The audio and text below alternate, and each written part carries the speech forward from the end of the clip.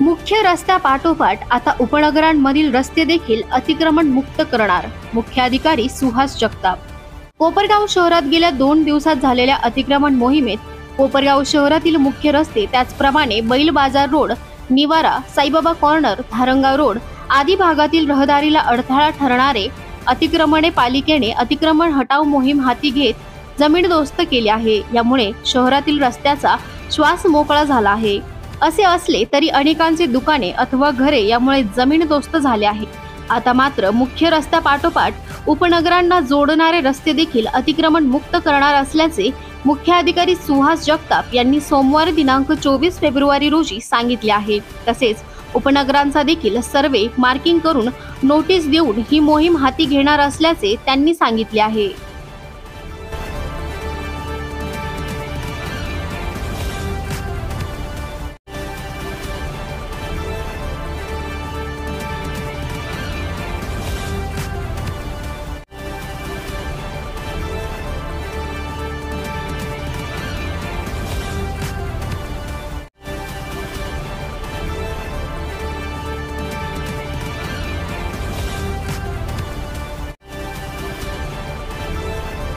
मुख्य रस्त्यांवरील अतिक्रमणे बऱ्यापैकी हटवण्यात आलेली आहे। आता पुढची काय प्रशासनाची भूमिका आहे? कोपरगाव शहरातील मुख्य रस्ते अतिक्रमण मुक्त झाल्यानंतर या ठिकाणी आपण जे उपनगर आहेत त्या उपनगराला जोडणारे जे मुख्य रस्ते आहेत त्या मुख्य रस्त्यावरती सर्वे करून मार्किंग करून या ठिकाणी अतिक्रमण मुक्त करण्याची कारवाई करणार आहोत। आणि या ठिकाणी नागरिकांना सुद्धा माझं आव्हान आहे की त्यांनी आपले जे अतिक्रमण असतील ते काढून घेतली तर निश्चितपणानं लोकांच्या वाहतुकीसाठी अडथळा होणार नाही। त्याचप्रमाणे रस्तेसुद्धा आपल्या भागामधले मोकळे श्वास घेतील। उपनगरामध्ये कुठले कुठले अतिक्रमण काढण्यात येणार आहे आणि कधी किती वेळ कालावधी देणार आहे? अतिक्रमणामध्ये जे उपनगर आहे सध्याला त्या उपनगराला जोडणारे जे मुख्य रस्ते आहेत त्या मुख्य रस्त्यावरील सर्वे करून आपण मार्किंग करणार आहोत आणि मार्किंग नंतर लगेचच आपण कारवाईला सुरुवात करणार आहोत। नोटीस वगैरे देणार?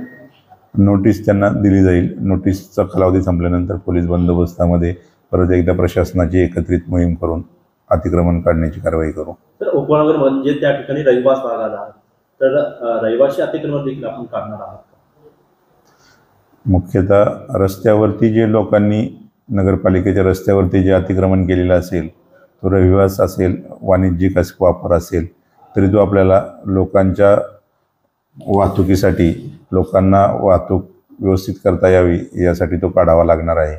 त्यामुळं जरी घर असेल किंवा व्यवसाय असेल तरी तो रस्त्यात नको तर लोकांना जो रस्ता आहे तो अतिक्रमण मुक्त करून द्यावा।